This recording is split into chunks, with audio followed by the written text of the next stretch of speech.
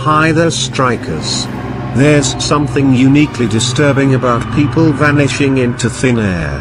Read about these incredibly strange, unsolved cases. Although these disappearances span centuries, locations, age ranges, and circumstances, there's one common thread shared between them: a lack of closure.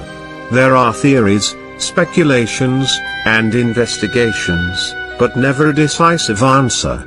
On our incoming episode, I'm going to feature some of the cases of mysterious disappearances of some missing that just disappear without any trace.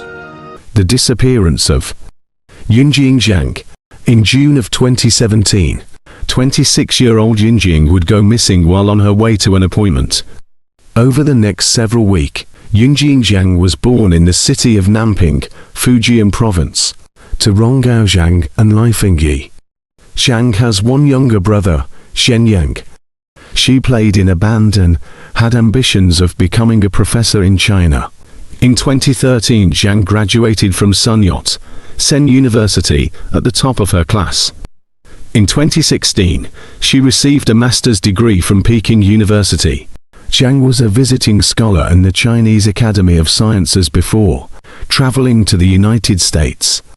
She arrived in the United States in April 2017 to conduct research on photosynthesis and crop productivity for 1 year in the Department of Natural Resources and Environmental Sciences within the College of Agriculture, Consumer, and Environmental Sciences ACES at the University of Illinois Urbana-Champaign.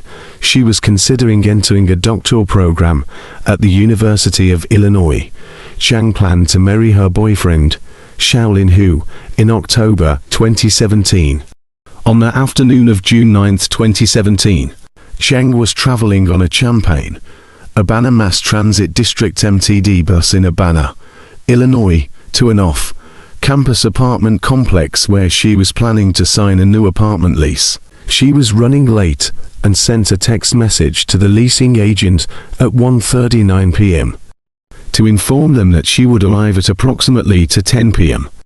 After riding on one bus, she exited at 1:52 p.m. and tried to transfer to another. However, because she was on the wrong side of the street for boarding, the bus did not stop after she attempted to flag it down. The MTD stated it is against company policy to stop for pedestrians on the wrong side of the street, as to do so would encourage them to run into oncoming traffic. Zhang then walked to another bus stop a few blocks away at the corner of North Goodwin Avenue and West Clark Street, directly in front of the university's PBS radio and television station. Surveillance video cameras showed that a black Saturn Astra passed by her at 2 p.m. as she waited at the bus stop, and then circled back around and stopped where she was waiting at 2:03 p.m. She spoke to the driver for approximately 1 minute, and then entered the car.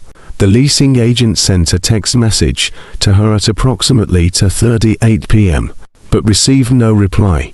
12 hours passed. Zhang's friends, aware of her errand and expecting her to return quickly, grew increasingly worried. At 9:24 p.m., an associate professor called police to report her missing.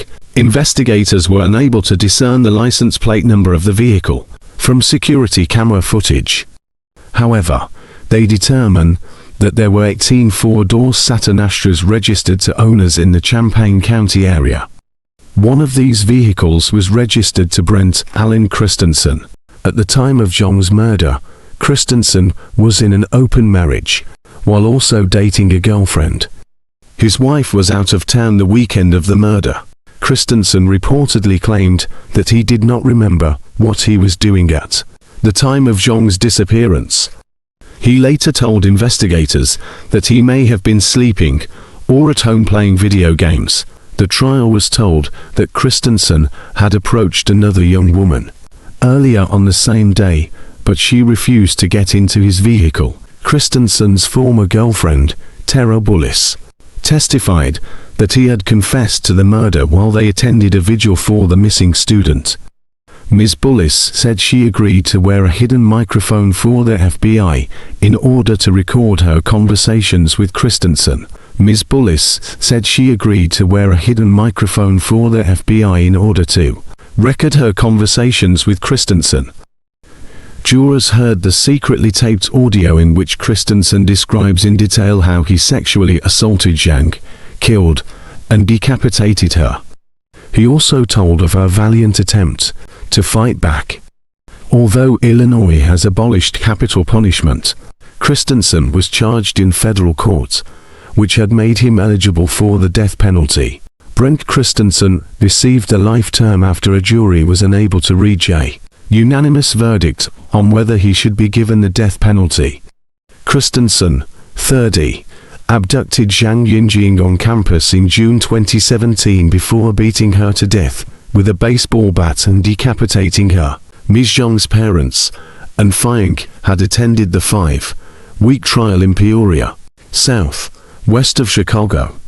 The proceedings have been followed closely in China, which sent consular officials to Thursday's hearing. There has been an outpouring of anger on Chinese social media that Christensen did not receive the death penalty. China has been closely following every detail of the Zhang Yinjing case from day one. The chilling story of a woman going missing overseas led to questions about how safe the US is for Chinese citizens, a discussion that has not been helped by escalating Sino-US trade tensions. There have also been fierce criticisms about the effectiveness of US intelligence services, given their inability to find Ms. Zhang's body. Today, there is anger on social media. A great injustice has been done, said one commenter on Weibo. The sentence shows the inadequacy of the jury. The jury has given Christensen a chance to escape death, said another commenter. Unfortunately, Zhang never got such a chance. Every newspaper and TV broadcaster in China today is devoting extensive coverage to the story, and 500 million social media users have read posts online with the hashtag Zhang Yinjing killer gets life imprisonment. State media is making a point of highlighting denunciations of the unfair and unjust US legal system.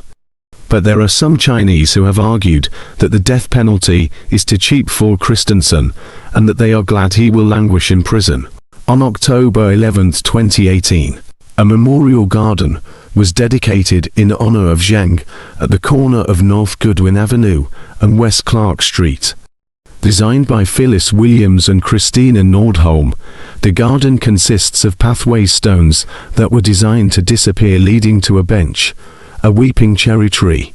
On August 19, 2019, Zhang's parents announced the creation of an endowment fund called Yinjing Fund, which is dedicated in honor of her. The fund will be used to support international students in crisis and their families. The Zhang family donated an initial gift of $30,000 to the fund, with an additional $24,000 contributed from more than 440 donors. The fund is managed by the University of Illinois Foundation. What happened to Zhang is unconscionable, the judge continued. But Mibok and Mopan cannot be said to have caused, or in any legal sense contributed to her death. Zhang's remains have never been recovered, though Christensen's defense team has intimated they may be in a landfill in Vermilion County along the Illinois-Indiana border. Christensen was convicted last summer in Zhang's murder and sentenced to life in prison without the possibility of parole. He's currently being housed at a high-security federal penitentiary in Florida.